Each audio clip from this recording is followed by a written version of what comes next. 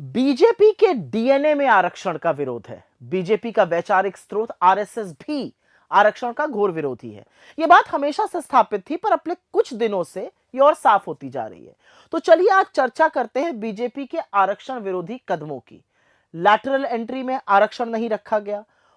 69,000 शिक्षक भर्ती घोटाला जो हुआ, उसमें आरक्षण का पालन नहीं हुआ उत्तर प्रदेश में। कृषि अनुसंधान एवं शिक्षा विभाग में करीब 368 पदों के लिए छपे विज्ञापन में भी आरक्षण लुप्त है। व्यापक मांग, हर ओर से मतलब मांग आ रही है, उसके बावजूद मोदी सरकार जातिगत जनगणना से बचने की कोशिश करती है। अब बात करते हैं आरएसएस के आरक्षण विरोधी चेहरे की। आरएसएस प्रमुख मोहन भागवत ने आरक्षण की समीक्षा, कोट अनकोट समीक्षा किए जाने की पैरवी की थी। 2017 में आरएसएस के तत्कालीन प्रचार प्रमुख मनमोहन वैद्य ने आरक्षण को जारी रखने का विरोध किया था। आरएसएस के दूसरे सरसंचालक गुरु गोलवलकर ने अपनी किताब विचार धन में जाति के आधार पर आरक्षण देने का विरोध किया है। राजनीतिक विश्लेषक और आरएसएस किताब के लेखक जयदेव डोले ने पुरजोर तरीके से यह बात कही है कि संघ आरक्षण के खिलाफ है। और यही नहीं, आरएसएस में रहे भंवर मेघवंशी जो दलित थे, उन्होंने कहा है कि दलित होने के कारण उनके साथ भेदभाव हुआ, और इसका उल्लेख उन्होंने अपनी किताब I could not be a Hindu story of a Dalit in RSS में बड़े साफ तरीके से किया है।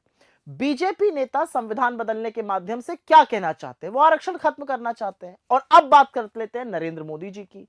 उनके विचार सुनकर तो आप बिल्कुल ही हैरान रह जाइएगा।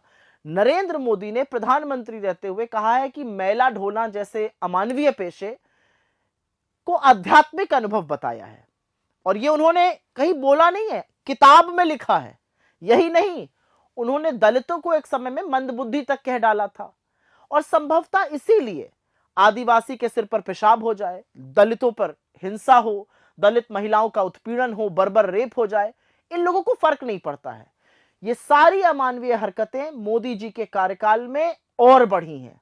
लेकिन बीजेपी, आरएसएस और खुद मोदी जी कितना भी चालें, ना संविधान बदलेगा, ना आरक्षण खत्म होगा, और ना इस देश में शोषित वंचितों के हक का हनन होगा, क्योंकि कांग्रेस ऐसा होने नहीं देगी। और यह बात आप याद रखिएगा।